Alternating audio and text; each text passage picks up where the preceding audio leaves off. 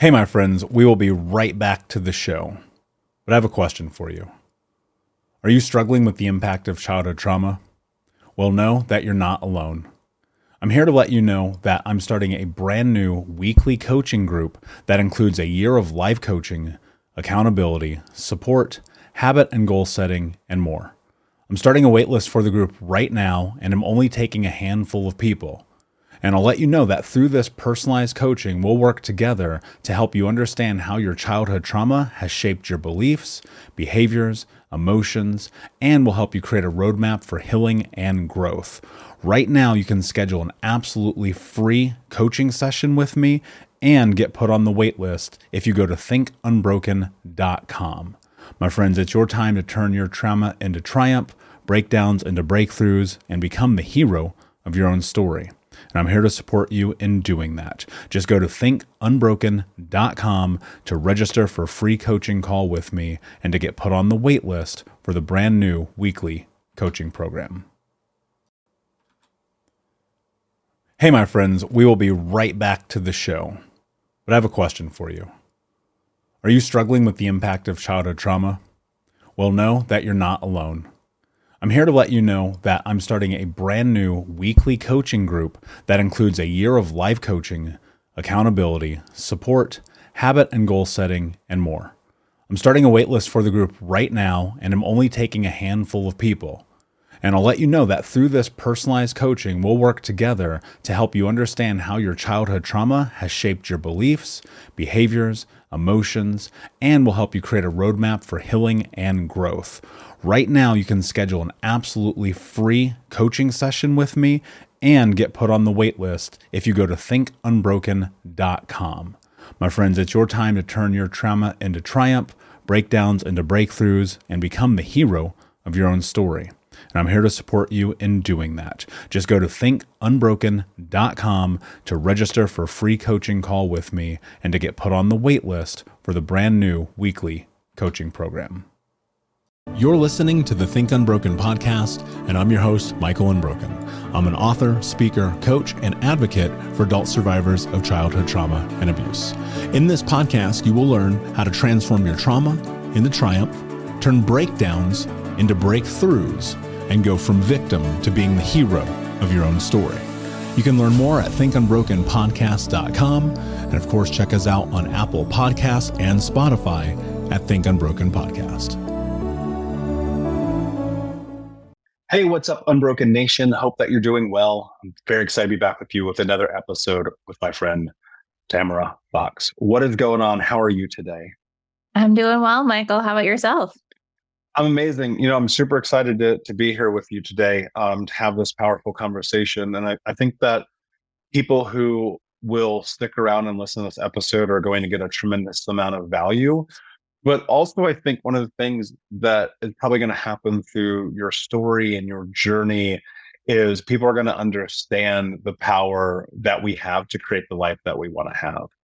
And I think that's one of the things I'm constantly trying to pursue in this show. 6 years, 700 episodes in, and people often ask me, like, why do you still do this? And I'm like, well, because it's about the human experience. It's about our ability to connect and have these powerful and profound conversations.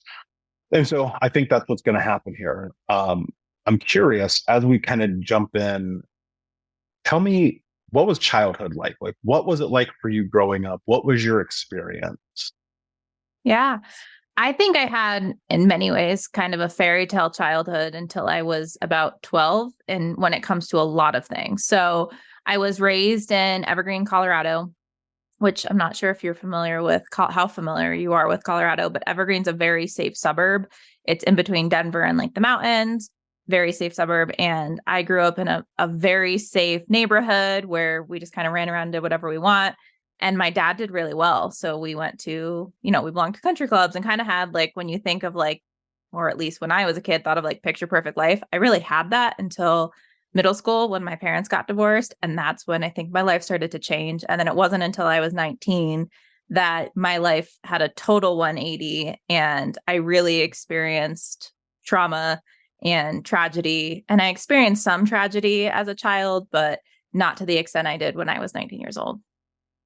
Yeah. And I think, I think a lot of people that holds true. And my hope is, as we dive into this, you look at research like the ACE survey, Adverse Childhood Experiences survey, and that study, and they point to something like divorce in childhood really being a traumatic experience.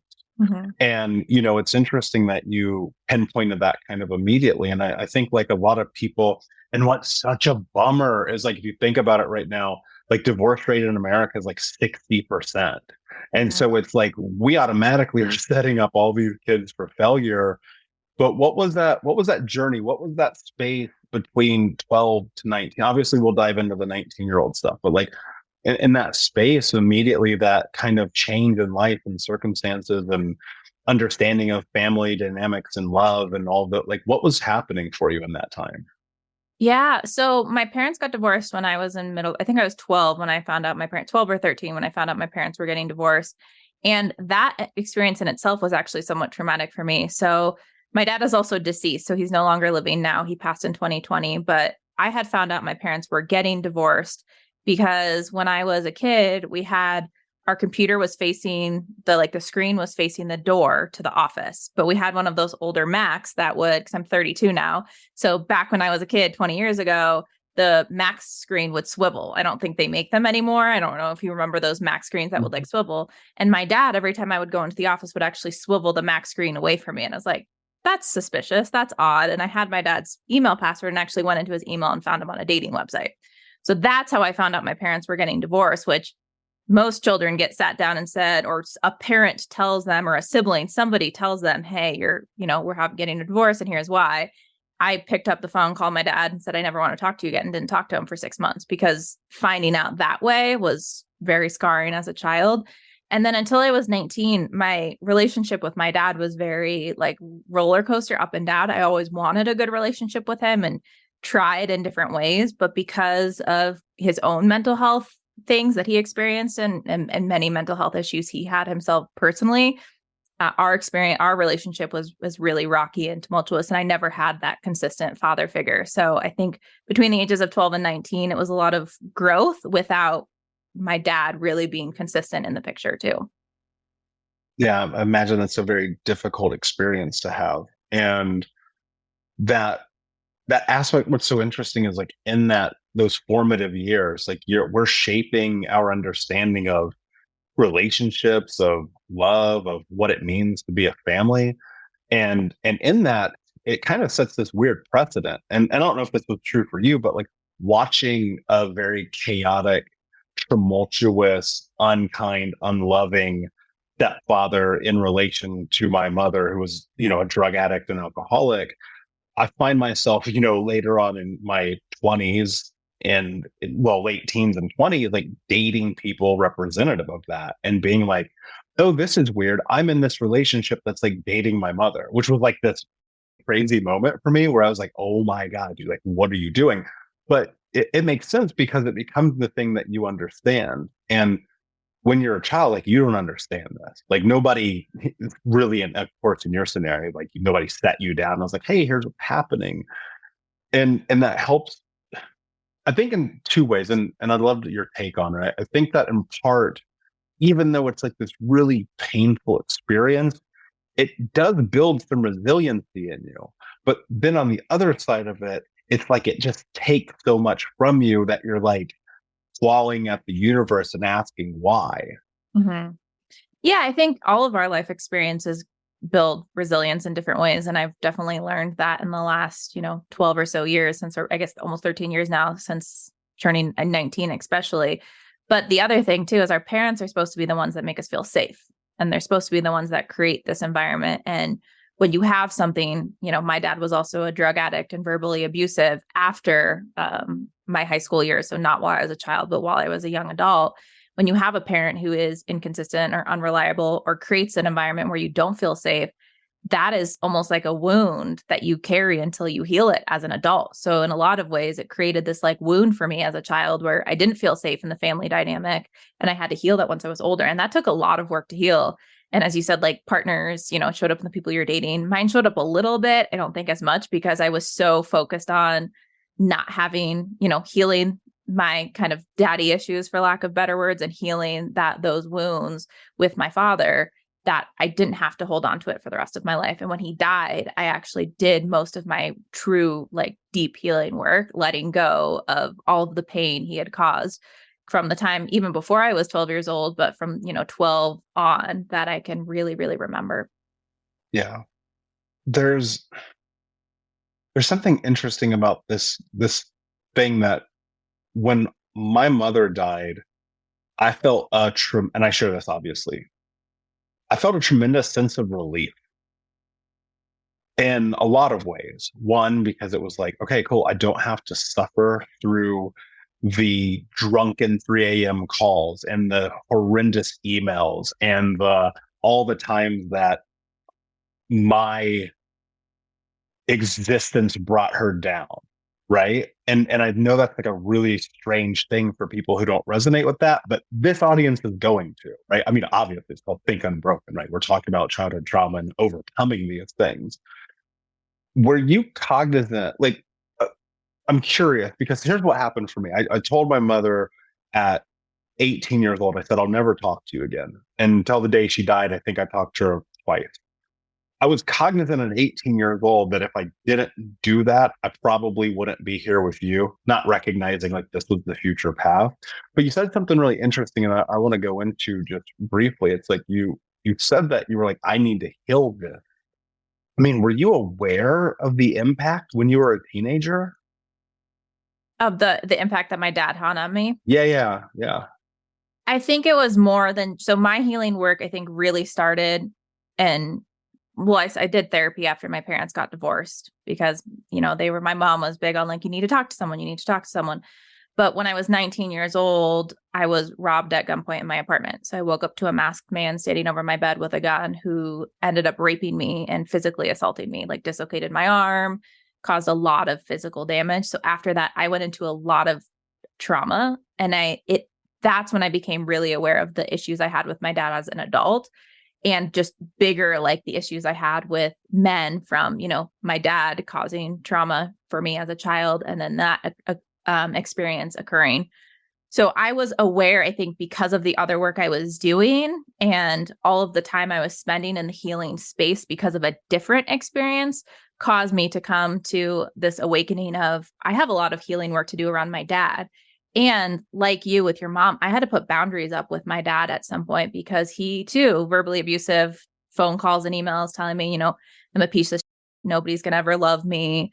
And then the next morning he would call me, be fine the next day and be like, hey, how's it going? How are you? So I experienced that same whiplash with my dad too, with his addiction.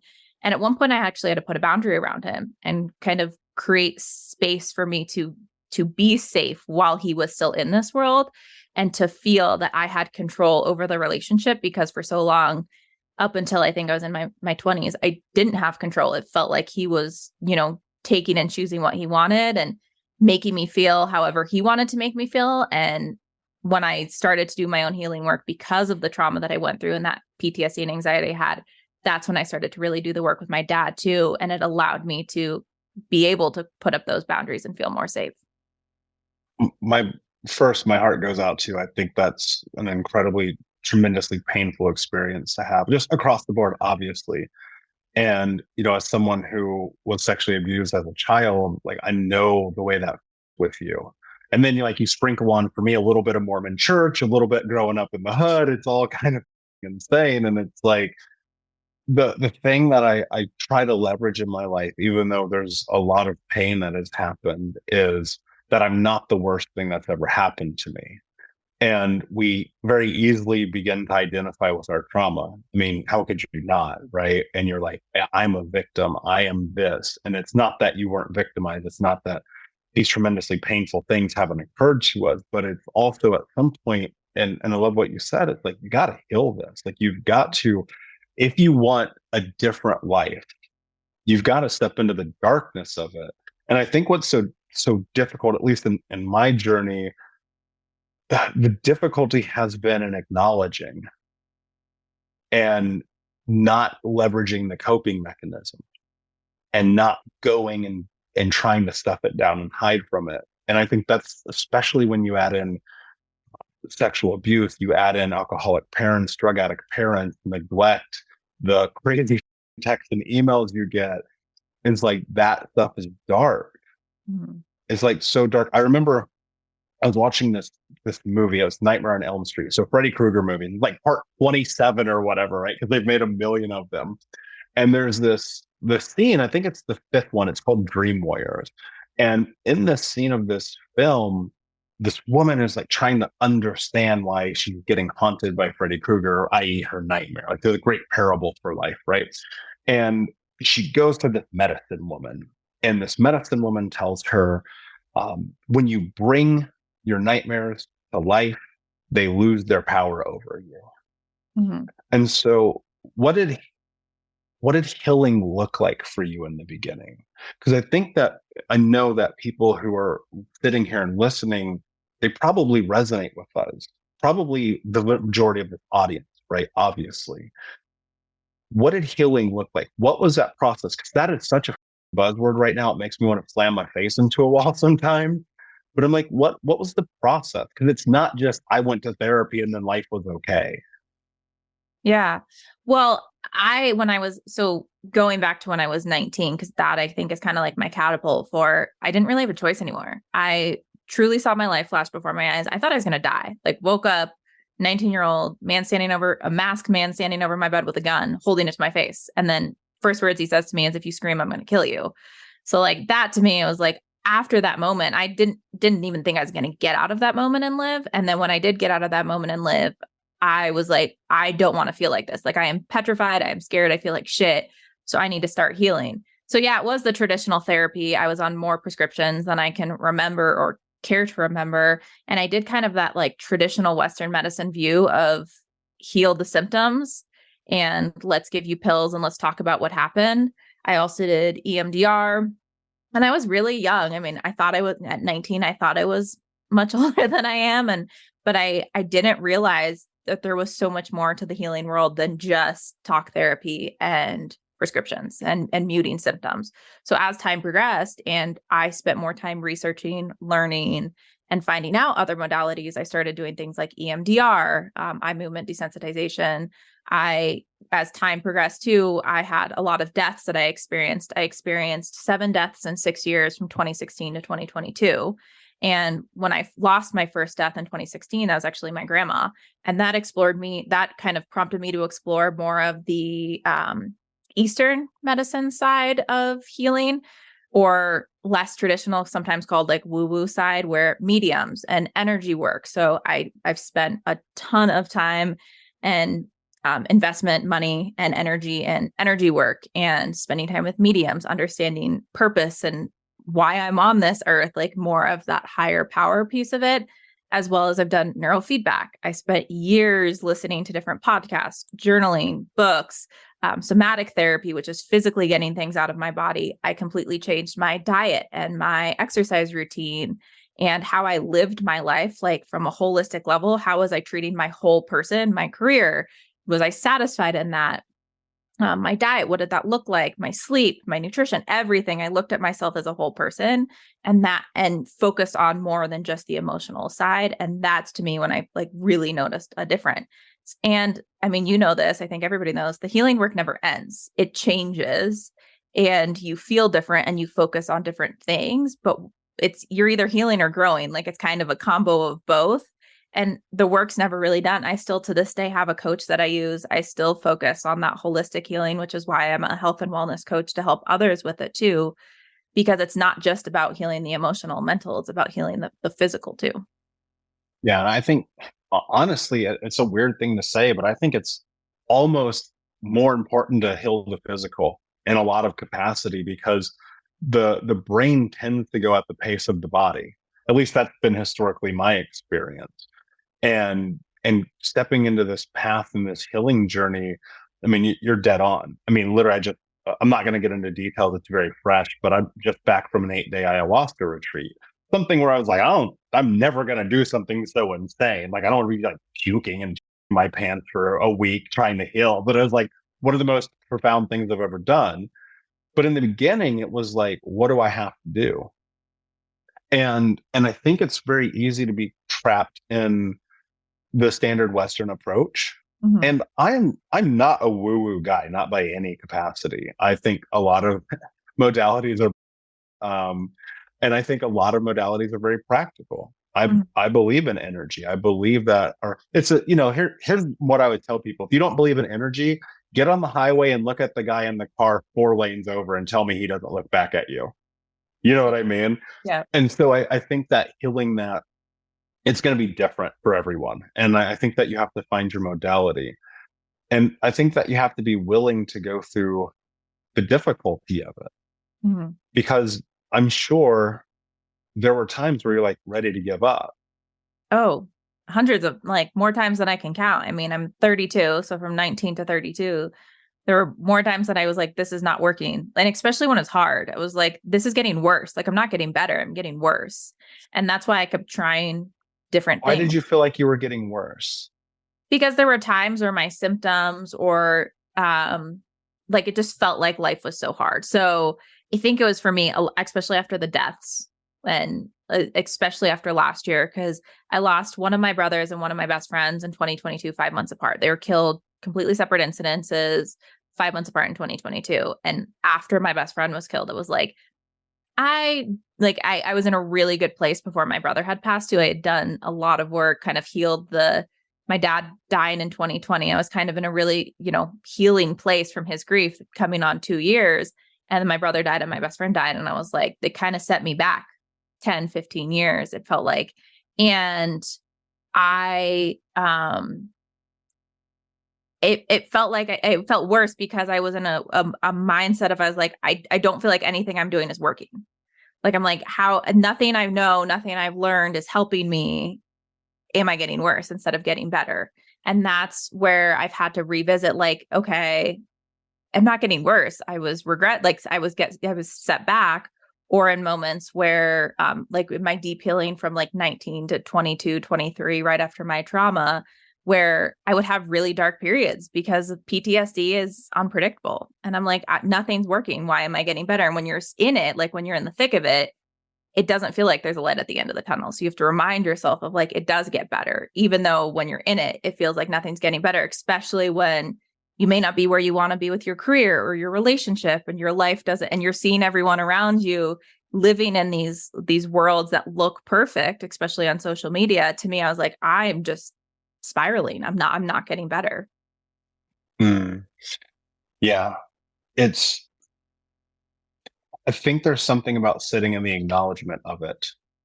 Like we run from this. This is one of the things that probably is a cornerstone to my life being what it is today. When I was in a dark place, I would just be like, I'm in a dark place right now. This sucks. And I would Mhm. acknowledge it. And I think it's really easy, and it's not just social media, it's society. We live in a really an incredibly strange time when it comes to posturing, when it comes to people lying, when it comes to putting on this face, right? And wearing these masks. And it's like, there's nothing wrong with being like, I'm in a dark place. Oh yeah. And I think I- I'd like to know your opinion of it, obviously, but I have found that it is in that acknowledgement where you're able to move forward. Because if you're going about your life ignoring the reality that's sitting in front of you and putting on your happy go lucky face, and you're out here trying to survive the chaos of your own mind, to tell everyone that you're okay, more importantly, to tell yourself that you're in trouble because maybe you're not. And maybe you admitting it is the step to get the help that you need. Because I look at my life at 25 years old, we're talking about 13 years ago. I'm outside looking in, and thank God social media isn't what it is now. Then I'm I've got more money than I can count. I've got the nicest clothes, the nicest cars, dating all the most gorgeous women in town, cheating on all of them, no less. And yet my life is like this disaster. And people will be like, "Are you okay?" Like I had a couple of friends, I'm thankful, not many, but a couple of friends pulled me aside and like, "Dude, you good?" And I just like, "Yeah, I'm fine." None of them said, "You're a psycho. You should probably like go to therapy, dude. Work on yourself." And it wasn't until this transition happened when I attempted my life for the second time at 25 and some change, heading into 26, where I was like, actually, I'm not good. I'm not okay. And there's something incredible about that. Even recently, I shared publicly, I was on a hiatus for months. I was like, I'm taking some space, I'm taking time for me, and acknowledge that. How important is that? Like to really, like you said it just now, which I really, really appreciate. If people skate past this phase, how important was it to acknowledge that you were in a dark, sad, probably unbecoming place? Yeah. I always acknowledge it. I mean, I'm very transparent. I think the thing is I just felt so alone in it. Like even last year when losing people, there was times I felt really alone, even though my family experienced the loss too. And for me, it was just this 12-year period from 2011, or I guess 11 years. I can never do, I'm the worst at math in my head, but I from get it. 2011 to 2020, 22, like that experience where I almost died at 19 to 7 deaths at, ending in 2022, it felt like the world was just against me. And I was like, is this ever going to end? Like, this has to just be a sick joke where from 2016 to 22 is just a death every year. And it's like, as soon as I felt like I was getting better. So for example, my dad died April 4th, 2020. And then the dog that I had gotten for protection after what had happened to me when I was 19 died March 18th, 2021. So just as the year mark was about to approach of my dad's death, as I'm just coming to grip with the fact that my father was gone and processing that, my dog died. And then a year later on my dog died March 21st, 2021. My brother died March 18th, 2022. So a year later, as I'm coming to grips with my dog dying, my brother is killed. And so in that time, I was not okay. And I knew I wasn't okay and I admitted it, but it felt like, again, like this spiraling of like, as soon as I feel like I'm coming up for a breath of air, I get whacked in the face again with someone else dying or something else traumatic happening. And I admitted I wasn't okay. Like I told my friends knew, but so many people don't know what to do when people are going through grief, when they're dealing with trauma, when they're processing and healing and working through stuff. People don't know what to do. So they don't say or do anything, and it almost makes it worse. So I was fine with saying, I'm not okay, admitting it, taking care of myself, doing what I needed, having coaches, having therapists, doing the care I needed to support myself and getting through it the best I could. But the world around me didn't even seem to recognize or respond to me saying that I'm not okay. And it's not that I was saying like, I'm very grateful. I've never had like thoughts of, taking my own life. I've had very severe depression, but I've never gone that place. But people would automatically just kind of respond with like, are you going to hurt yourself? Like, instead of asking like, how can I help you? Or what do you need? Like, what does support look like for you in your healing? Because I was transparent with friends of like, I don't have capacity for this right now. I don't have the ability to show up to certain events right now because I'm dealing with these things. And people just would be like, okay, or not say anything. So that to me, I think was somewhat of like the most difficult pieces. I've always been very transparent and honest about my experiences, how I felt, what I'm going through. I mean, I've written a blog about it. I've obviously done plenty of podcast episodes talking about the events I've been through. It was the way people responded that I was like, are people actually listening? And it's not that people didn't care, but they don't know how to show up for people in times of grief and trauma. Which is unsurprising, Mm-hmm. right? It's like that's a painful truth of the world that we live in. And I don't know if this happened to you, but when I was in the midst of uh, really a lot of processing and a transition many years ago, I'd sat down with a handful of my closest friends at the time, and I shared with them, guys, I'm not in a good place. This is why I've been a psycho for the last, I mean, like people who listen to this podcast know more about me from a single episode than people who knew me for a decade, right? Mm-hmm. And I remember I was like, guys, I'm going to hit you with some hard facts, but you need to understand why I'm a little bit crazy right now. And none of those people are in my life anymore because I think that most people don't recognize how to or understand how to hold space. Mm-hmm. And I don't think that we should ever like dump our on our people. Mm-hmm. But when you're like, hey, I need support, most people don't know how to manage what that means, because I don't know about you, but I don't remember being taught how to support people who are suffering when I was in elementary school. I remember having to get in trouble for not knowing who the 32nd president is. I'm like, I don't know what that is. I still Yeah. don't, right? And it's like we don't learn, our EQ is so incredibly low in this society. Yeah. And I think the most important, if I were to lay out something that I thought is beneficial for people, it's just like sometimes you got to just let your friend exist in that space and be there and hold their hand or take them to coffee or show up in some capacity. But I think it scares people. Well, Like, it does. have you lost friendships in this journey? When I was younger, yes, like 19. And I think I carry a pretty small circle in general of like people I actually consider friends.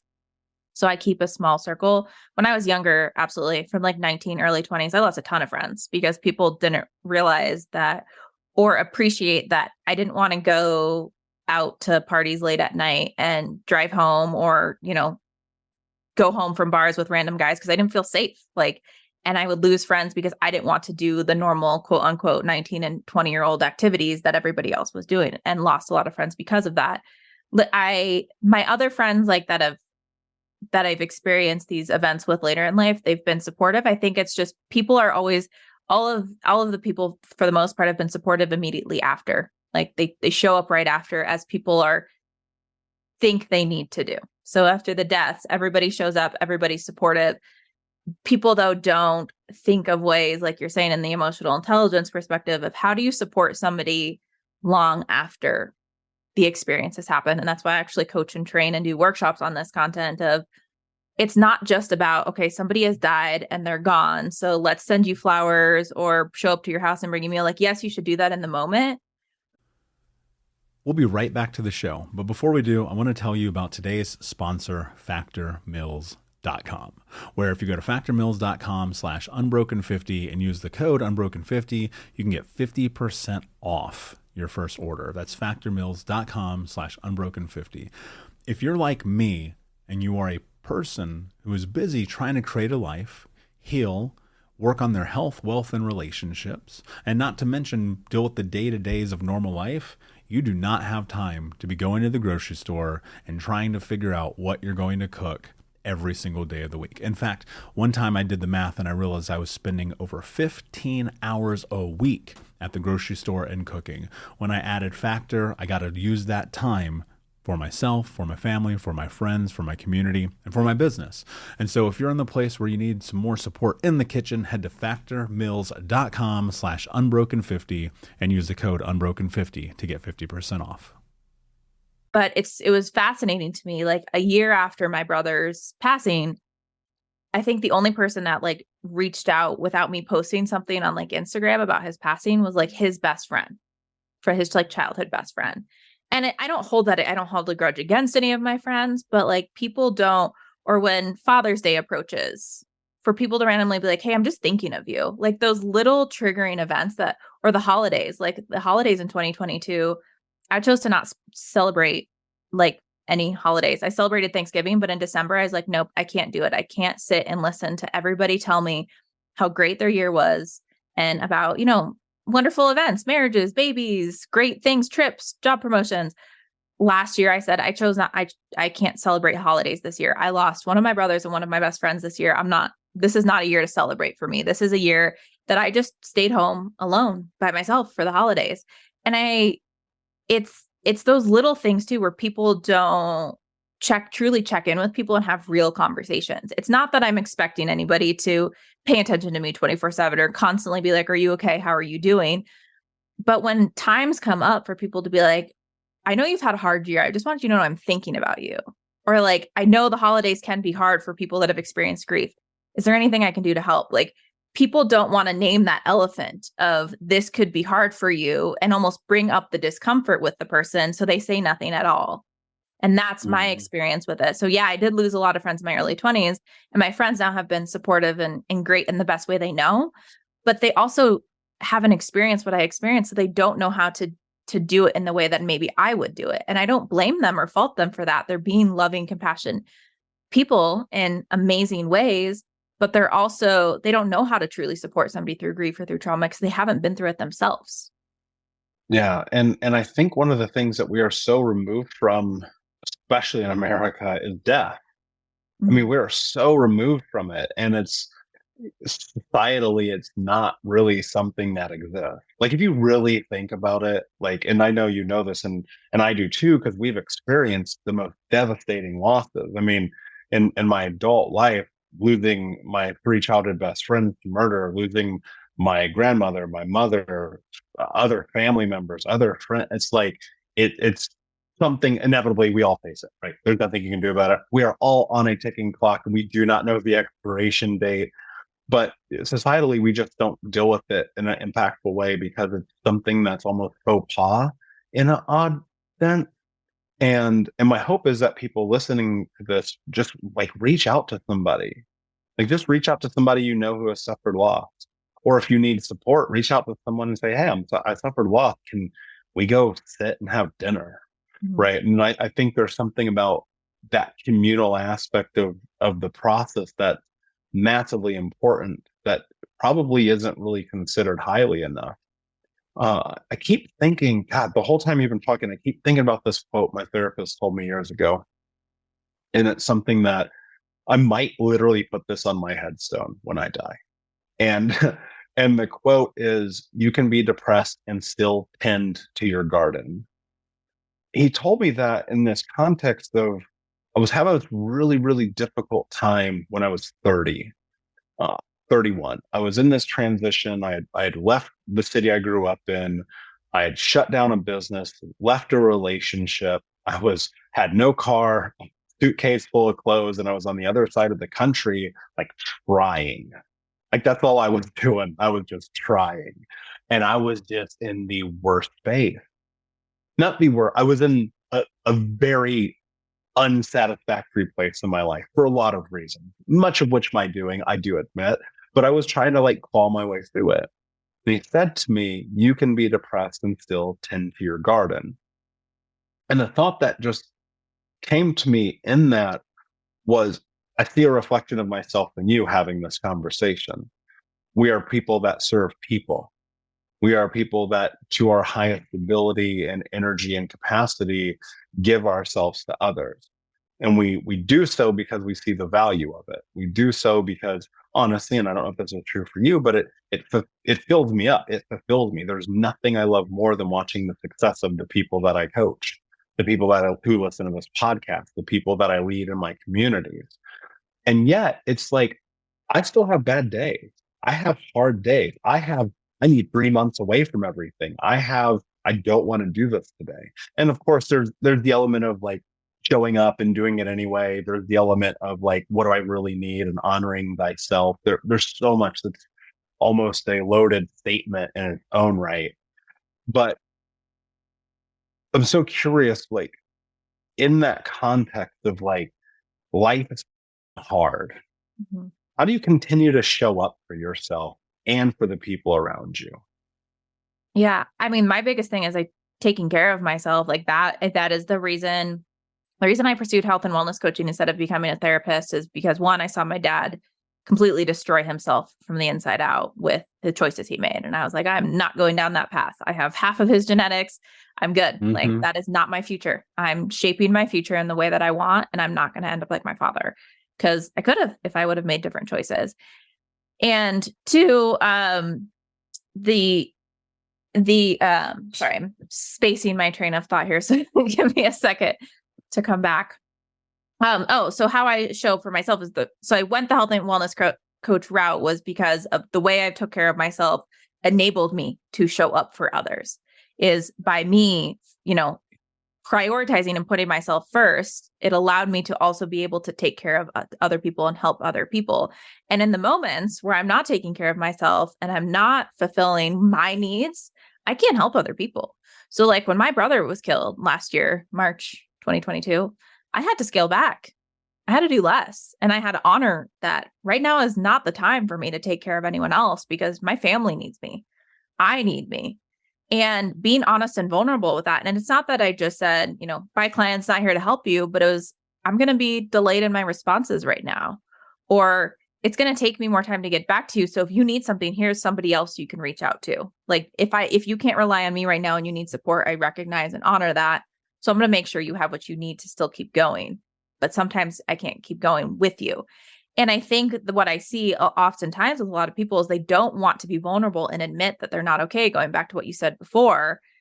But also they keep going and keep forcing themselves to run at 100% when they can't.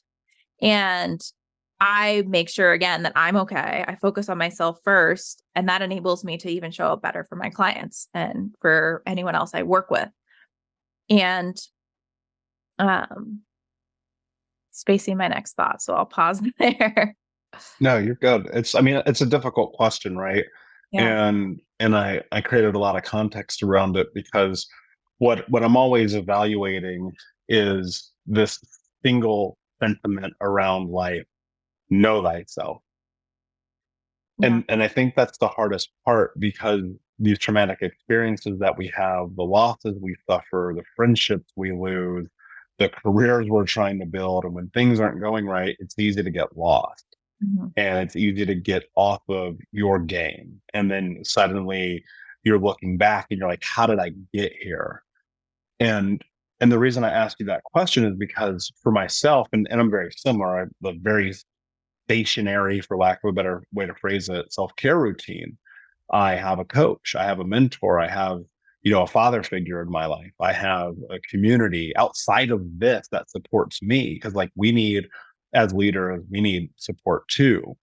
And I think one of the most predominant truths that I've had to come to realize, and this is hard, this is a this year lesson for me, where it's like I cannot go 100 miles an hour as much as I want to, right? Because mentally I have it, but physically my body is like, nah, bro, you got to chill. Mhm. And so it's really about honoring that journey for yourself, because I believe, and this applies, I feel, across the board, in your family, in your relationship with your children, at your church, at your job, like whatever it is, it's like you have to honor the reality of what's true right now, not what you wish would be true. Yeah. Yeah. And I think that's the kind of, to go back to like honor yourself. I learned young that I have to take care of myself. Like I had no other choice, but I can either be depressed with severe anxiety and PTSD, or I can take care of myself. And I'm spacing. Sorry. End of day for me is tough. Oh, I get it. Yeah, and that taking care of yourself is about like the acknowledgement of it, right? Sitting in it and continuing to do the work, like whatever that work might be for you. And there's moments that I look at this journey, right? Being this leader and being the man that I am, and I recognize that so much of it came down to a decision. And I hope people will understand that when you talk about being 19, and like what I'm like when I was 18 or 22, like we had lived a lot of life by that point. Like I remember one time one of my therapists said to me, "You didn't have a childhood. You were an adult when you were 10." And it's so like I have like massive amount of life experience. And so I don't want people to get lost in these numbers and be like, oh, they're so young. What do they know? Like I'm 38, you're 32. It's fine. It doesn't matter. It's like, what have you experienced? What do you know about the world? What do you give and bring to the conversation? And so I really want to leverage that, like hoping that people understand that age doesn't actually matter in this equation.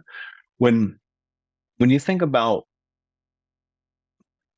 people who are in transition, and you can step into this from your own personal journey, or maybe even something you bear witness to in your clients, or the work that you do, I think that people are often in transition, and that's the place in which they get stuck. Mhm. How do you not be stuck in the transition? It, I think so. Are you saying when they're going from like the triggering event or whatever that may be, the moment Exactly. to where they're at, getting to where they want to be, or they're that desired state almost? Yeah, exactly right. Yes. Often what I've seen is you experience like a huge hurdle kind of in between. like in that transition phase, you almost have to climb up a mountain in many ways, metaphorically, to get to that place. And it doesn't seem like it should be more difficult before you get to where you're at. And it takes work. Like you have to be willing to do the work of what you're saying, sit in that uncomfortability, sit in that period of, I'm not where I'm at yet, but I know I can be where I want to be. I just have to allow myself time and patience. Many people, from my experience, tend to get stuck in it because either one, they give up and they're like, this is too hard. I don't want to do this. And then I work with them and I'm like, okay, we're going to do this. We're going to get through it. But a lot of people will give up on their own because they don't want to do the uncomfortable work. They don't want to do what's hard. They don't want to do something that makes them feel vulnerable or like they're doing something they shouldn't be. Or two, they become impatient. They're like, I should already be done with this by now. And I know for me personally, the impatience piece resonates so much because I so many times, especially in my early 20s, like I wish they would teach you in school, like your 20s just are hard. Like nobody, I know like you hear that from your parents. You hear that from your parents, but I really wish there was like a guest lecturer that would come in freshman year of college or senior year of college and be like, listen, you're about to go into the real world and it's going to be great, but your 20s suck. Like, period. They are hard. And that I think for me was the hardest part because I'm obviously just now 32. I was so impatient in my 20s. And I was like, I should be married. I should have kids. I should have this. I should have that. My PTSD should be gone. I shouldn't have anxiety anymore. I should have this job and this career. And like, I just assumed I should have all of this by 26, kind of like that American dream or things I was told to have. And instead, my 20s were just hard. So it's that patience piece of, I wish I would have given myself more grace, given myself more acceptance for it's going to come, allow it to come, be okay with this uncomfortability, this growth, be happy. And that sounds so cheesy because there was nothing for me to be happy about then, but there was still so much I could be happy and grateful for in that time. And I think I focused so much personally on what I didn't have instead of what I did, what I lacked instead of what I already had within. And I also focused so much on that external world instead of myself. So go back to your question on, why do people kind of get stuck? It's one, they're focusing on everything else around them, lack of patience, or they just don't want to do the hard work. They don't want to get through it.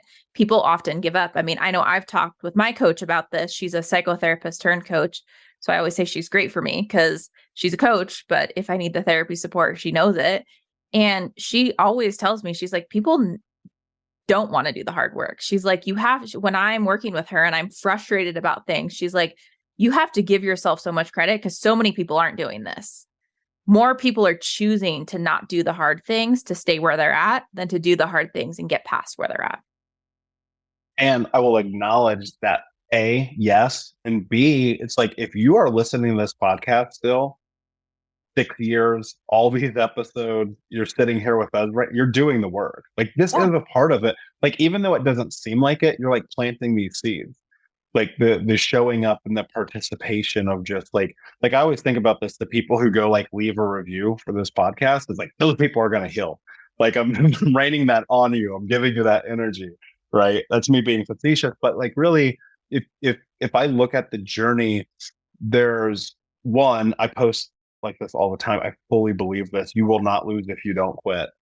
But the patience element of it is probably more important than anything. And patience is not a virtue. And whatever philosopher said that should have been hung in the town square because it is a skill. Patience is a skill. And like you in my 20s and growing up in the Midwest and being in Indiana at the time, all my friends were married. Most of them were having children. Most of them were in their career. But you know what's really interesting? I look back at some of those people, and this is not me negating their journey or anything to that capacity, but they're still doing the same. Like their lives are not. And it's like, that's your thing, great. But if you're chasing something different, you have to be incredibly patient. And more so, one of the things that I sit with quite frequently in my own journey, it's like I look at the amount of money, the amount of time, the amount of energy and effort and travel and plane rides and hotel rooms and cabs and conversations and coaching sessions and therapies that I personally have had. And it's like, I still got PTSD. I still have trauma. I still have things that I'm working through. And that is the game. And it's about being willing to continue to play the game, knowing that it's an infinite game, that in a year you will be different, but the problems are kind of still going to be the same problem, Yeah. which I think is really fascinating. But you'll be more better equipped to navigate them as long as you're giving yourself the space to go down it. Because I think people see folks like us who are coaches or leaders and they go, they have it all together. And I'm like, no, I don't. I don't. I maybe more than you, right? Because that's the process. Like, I'm a step in front of you, you listen to me. My coach is a step in front of me, I listen to him, right? And that's kind of the game.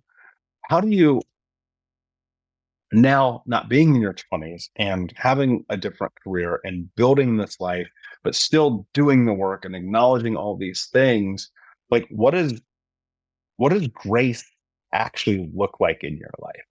Yeah. Because that's a word, again, like healing, people kind of throw around and it's a buzzword. It's like, give yourself grace, namaste, what the fuck ever. But like, how do you really bring that into your life?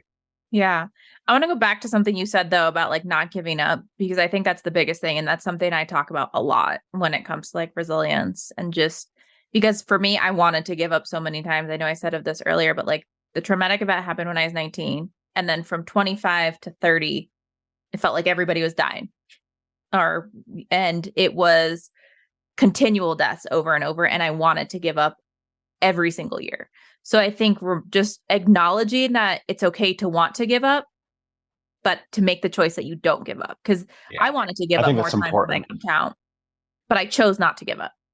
And I wanted to do it so many times, but I didn't. So I think I just wanted to kind of go back to that just to let you know, if for those that are still listening, know, like, it's okay if you want to give up as long as you choose not to. And then to go to your next question of, now being in my 30s, how am I doing life differently now that I'm at the place I'm at than I am in my 20s? I mean, I can only do what I do now because I handled my, and when I say handle my, I healed that really intense trauma, so that yes, my trauma is still there. My PTSD is, we live with that for the rest of our lives. I'll live with my traumas for the rest of my life. I will no longer have the people in my life who have passed physically present for the rest of my life, but I healed the stuff that enabled me to talk about it in a way in which is empowering and confident instead of trauma dumping. And that's what I encourage others to do is you can be the person you want to be, or, like you or anyone else that someone that may admire, but you have to handle you have to heal through what you need to, because if you don't, you can't grow. And the reason I can do what I do now and be a coach and work with others is because I healed that. I couldn't be a coach when I was 22, 23, because I was so much still in my healing of my own. But because I always say too, that what happened to me when I was 19 basically set me up for the deaths that occurred from 2016 to 2022. It set me up to handle those in a different way. Whereas if my first traumatic experience was my grandma's death in 2016, I probably couldn't do the work that I did until much later in life. But because I had something happen at such a young age, healed through it, got through it, as other occurrences happened in my mid to late 20s and then in my early 30s, I was able to process through it much quicker because I knew how to handle trauma. I knew how to get through unfortunate or negative experiences. And I had healed that first, kind of catapult traumatic event, which enabled me to then successfully heal through or support through like the grief process with others. Like my mom and all my brothers say to me that they're like, you get through grief so quickly. And it's like, it's because I process it. It's because I know how to process trauma. I've learned how to process trauma. And if I wouldn't have done that when I was 19 through my early 20s, these deaths would have looked very differently. And so now in my 30s, now that I've been through years and years of healing and learning and growing and research and training and education and all these different things thrown at me, I have things under my belt that have enabled me to become a better, stronger person and also share that with others.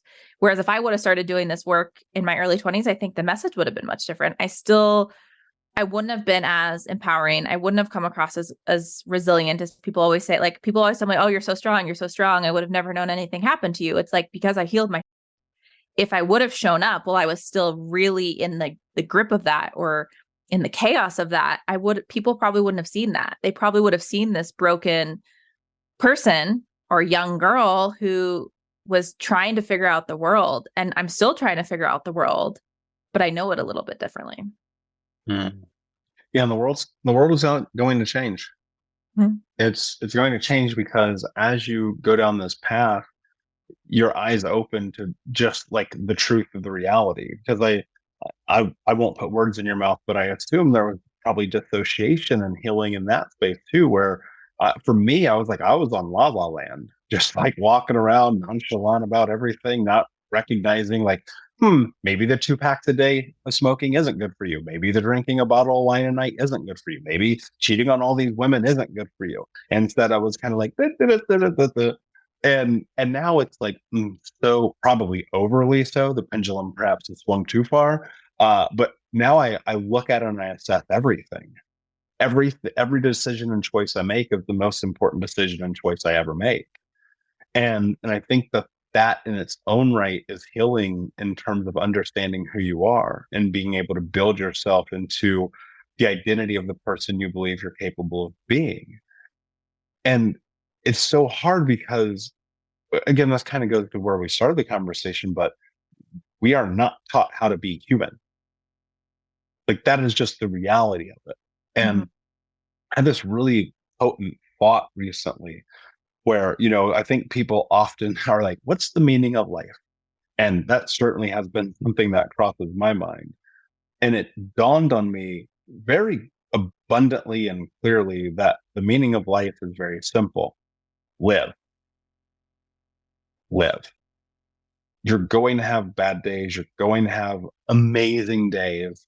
But in between most of it, it's kind of like, what is life? Life is the adventure. It's the joy. It's the happiness. It's the loss. It's the grief. It's the suffering. It's the airplane rides and the amazing sex and the great food, but the broken friendships and the movie that you wish you wouldn't have paid $18 for and everything in between. And I think that's what healing is. Like if I were to like summarize it, like healing is just to live. Well, and it's finding joy in what you can. Like that's so much of what I talk about because I talk with a lot of people about grief. I talk with a lot of clients, like work culture, businesses, about working with supporting employees through grief, through trauma. And it's finding the good. And I know that like people sometimes are like, well, you're an optimist. I'm like, but it's again, that choice, like what you're saying of like your pendulum has swung too far now. And you're thinking about everything as far as, is this choice the right choice? Am I making a choice that's beneficial for me and for my future? I still, to this day, I always say like, I am always going to remain an optimist because yes, I know that bad can happen. I'm not blind to that. I've obviously seen it. I've lived it and I know it's real, but I still want to believe that like this world can be good, that I can experience good, that I am going to have, a good life and that everybody can, regardless of what they've been through. So it's like that, finding that joy, finding what like fills your cup, makes you happy and brings you happiness in this world and brings you to a place where it's not about like, yes, could I still be like, do I still have really, really hard days because my brother died a year and a half ago? Absolutely. Do I cry? Absolutely. Do I still enjoy what I can in life? Of course. Like I balance through it all. And I think so many people, they go through experiences and they no longer feel that joy or even want to find that joy anymore. And they kind of just see the world from this dark lens. And I was there. I've been there where like nothing was good. Everything was bad. Everything was evil. And that's all that they focus on. And when you come out of that and see that there is the good, like there is light, there is happiness, you can have what you want, you can do what you want, and you don't know when you're going to get through it. Like you also, back to the patience thing, you don't know how long it's going to take. It could take 6 years. It could take 6 months. And I've always said to people, like, find your purpose and your why as to, or decide your purpose and to why as to why the things happened to you that did happen to you. So for me, I always say like what happened to me when I was 19 enabled me to do the work I do now. If I wouldn't have gone through that experience, that really experience, I wouldn't be the person I am, which would have enabled me to do the work I do. Maybe it would have, but maybe not till I was 50 instead of 30. So finding my joy, finding my purpose has allowed me to also like again, find that happiness. Yeah, I love that. It's very profound and very beautifully said. And I'm right there with you, because having seen the deepest throes of depression and anxiety, and to recognize that it'll still pop up every now and then, but know that I have the tools to deal with it, know that I have the community to deal with it, the will to deal with it, I think is what it's truly about. And I love that you're an optimist. I am not. I am a realist. And my reality is, if somebody else can do it, I can do it too. And I think that carries a lot of weight. So I don't think you have to, again, everyone's journey is different. I'm not saying Yeah. what you should or should not do, but what I do think is find your path, find the thing that works for you. My friend, this has been an amazing, amazing conversation. I love this. However, before I ask you my last question, can you please tell everyone where they can find you and learn more about what you do and how you support people in their journey? Absolutely. So my business is called Awaken Empowerment, and I'm sure you'll link it in the show notes. My website's just awakenempowerment.com. I am the worst millennial. I hate social media. So I don't have like an Instagram that's public. I have a private one, but I only have my Instagram for like my friends, and then LinkedIn. So my website is the best way to get in contact with me. That's where like my events are, or that's how you can work with me. And that's where I kind of link everything that I do. So awakenempowerment.com. Cool. Yeah. And of course, guys, go to thinkunbrokenpodcast.com. We will put the links and more in the show notes for this incredible conversation.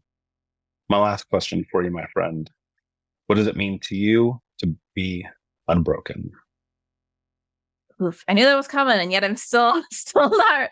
I don't know if I have the best answer for you. I would say to be unbroken means to be real, to be authentic, and to be your true self.